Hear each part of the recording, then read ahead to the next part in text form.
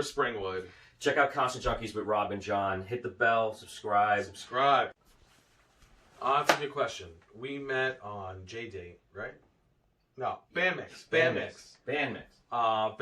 It's kind of like J-Date. No, it's kind of like Facebook for musicians. Yeah, we met on there. We seen each other's profile. Then we saw that we lived close to one another, and basically started jamming together. And Here. Yes, here. Okay, well, I got a good story for you. So, back in the 80s, I was about 12 years old, 11, 12 years old. And my first real experience, I guess you could say, with like music, I was at a Christmas party. My aunt and uncle had a yearly annual Christmas party at their house. And my aunt's a music teacher by trade, so subsequently her kids, my cousins, are, you know, musically inclined and talented. So it was Christmas Eve. I want to say it was something like, I'd say 84 or so, like around 84, 85. And whatever year the song by Phil Collins came out with, Against All Odds. Great, amazing, like, what a hit, like, song. So I'm this, like, 11-year-old kid or whatever, and in a room full of, like, maybe 100 people. And then all of a sudden, my 16-year-old cousin Rob, who's definitely my inspiration for, you know, playing and everything else, but it was like an epiphany moment thing, and he started playing Against All Odds and singing it at the same time on baby grand piano, like this beautiful Yamaha, like vintage baby grand piano, and a room of 100 people were absolutely just captivated by this moment. And there's sometimes, like, you know, like you know, when you're somewhere, you can actually pull yourself out of the time, like in the moment, and almost be like you're there, but then you are actually consciously aware of like the observance of the event, like actually happening. It was that serious, that moment. And the whole ride home, I was like, my parents, I want to learn how to play piano. I want to learn how to play piano. And they're like, yeah. Well, I didn't learn how to play piano because I didn't have, we didn't have the room, we didn't have the money for the piano at the time. This was pre-keyboards, pre-synthesizer, and all that stuff. So, what? Oh my God, even back then, like, I mean, it's comparable prices to today. It's nuts.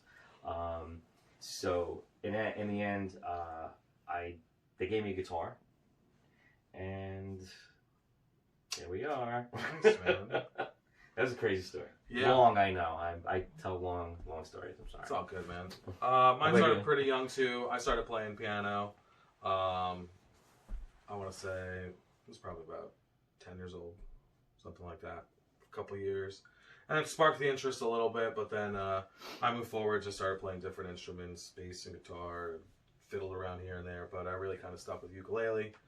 I would say definitely influences Jake Shimabukuro. That's a really good question. Yeah. Really good. For me, I would have just, you know, the essentials. I have my my two Carvin custom TA 400s, my Friedman head, as well as my full board for electric, you know, which is a customized board, as well as I actually do have a customized board for the acoustic too, since I play acoustic 12-string with the walk up, you know, as we do. So we give it, like, you know, the full range of sound, and, you know, play sometimes between each of the two guitars.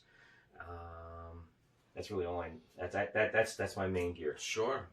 Mine would be Teton ukulele, of course. My paddleboard, and can't leave home without Turkey Hill green tea. This is like life water right here. So I'm just gonna take a sip. You guys can wait. Arizona rules. Turkey Hill. Turkey Hill. No. Well, I mean, I kind of already dabble a little bit with photography. I do like action figure photography. It's pretty cool. I have like a bunch of like dioramas and things like that. So I'd probably do that a little bit more full time. Plug your website. Oh, not a website, but my Instagram. The Instagram, sorry. It's Red Rum Productions. That's why you wore an art. Yeah. Red Rum. Same question to me. I used to do film. I amateur, indie films. So I'd most likely still be pursuing that. But the cool thing is, with the music background, I could also do my own sound score, which is like a little double something. But Nice. but I love doing the music. It's definitely the funner avenue. Sure. Yeah. Favorite venue? Stone Pony. For sure. Second, I would say Brighton, because I love Brighton Bar. They're awesome. Dingbats, crazy stage. Concert I ever went to was Heart with Ann and Nancy Wilson That's a good first concert to go. on the tour that was the self-titled Heart, These Dreams. Sure. Was What About Love was on there? Never. Nice. Oh my God. Total chick crush on Nancy Wilson when she would do the kick every video. Do you remember that? Yeah. Remember that? That was like her signature move, Yeah. So that was like awesome. So that was my first real concert, and it was at PNC Bank here in Jersey on the lawn. Oh, wow. On the lawn. Nice. We were on the wall. I really can't remember my first concert. I mean, What about definitely when? been to a lot. I mean, I'd have to say, like, my first couple of concerts were definitely at a place that no longer exists. It was called Birch Hill. Definitely seen a lot of cool bands back then. Yeah. Definitely, I saw System of a Down back in the day when they weren't anything, when they were famous. Did you really? So yeah. Loaded question that I will be 50 this year, and when back in my heyday of the 80s, there was no CDs. There was only albums and tapes. So I will turn the question There you into, go. Sure, Johnny, what was your first tape? And that answer is 3. 3 in a row introduced 3. me to the... Sure. Okay. I think I told you the story one time. Yeah. And I still have these tapes. All right. What are the 3? You ready? Yeah. Motley Crue, Shout at the Devil. Okay. Number 2 was Iron Maiden, Peace of Mind. Amazing album. Nice. And the third one was Twisted Sister, You Can't Stop Rock and Roll. Nice. I That's bought cool. all 3 of those in a row. And my parents hated every second of it. It was like the craziest thing. It was like That's awesome. totally triggering somebody with like, like when you go into like if you go into the insane asylum, they go and, like for like 8 hours, and you're like, what? It's cool that you remember all that stuff, man. It's I tough do. for me to remember. I mean, definitely some like earlier cassettes. So is it cassette or CD? It would be cassette for sure. Probably Hanson. Hanson was number 1. So Hanson? I'm playing, dude. Yeah. No, it's tough.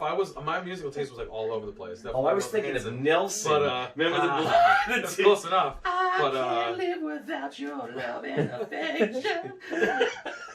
Yeah, no, it wasn't that. It wasn't Hanson either. No, I mean like It wasn't Hanson, that was Nelson. first cassette. It was probably like a soundtrack. It was probably like the soundtrack to like Batman Forever or something dumb like that. Nice. Yeah, I mean like would love to play with. Jake Shimbakuru. Yeah, Jake would be awesome to play with. Jake He's would a really be awesome. really cool ukulele player. If you don't know who he is, Look him up. we actually seen a show with him not that long ago with a local band, Bone and Marrow, which were amazing. So good. They were really good. They were so good. Yeah, I wouldn't mind doing a show with them. I would love to do a show with them. Even at the Wonder Bar, like. He is. Definitely I'm obsessed with Freddy Krueger. Freddy's awesome. He's like the ultimate villain. He is. Come get you in your dreams. I don't know. I guess it kind of stemmed from when I was a kid. I definitely was afraid of Freddy. And it was just a thing of, I was. It was a thing of like conquering your fears, So I just like, grab my VCR and, VCR, yeah. VCR. And I watched Nightmare on Elm Street by myself, like in the dark. And I was like, okay, I'm not afraid That of it makes anymore. sense. And it was awesome. It was so Yes. cool. And I was just hooked. And I've always been a horror fan ever since. But the first Freddy was the scariest. Oh one. yeah, for sure. Favorite dinosaur would have to be Denver. Denver, the last dinosaur. He played guitar. He used a skateboard, rollerblades. He was awesome. If you don't know who Denver the dinosaur is, I can't talk to you. I Right now. don't. I know who Dino. I can't talk to you right now. I know who Dino the dinosaur is. Dino, no. Dino. Denver, the So last Dino's dinosaur. my Dino's Denver. Dino. Check it out. Guys, make sure to check us out on all social media platforms, Spotify, YouTube. We got 2 new music videos. We got I'm Free, and So we got What You're So What Saying. You're Saying, our new single for 2021. Check it out. You can look me up, Mike Medina.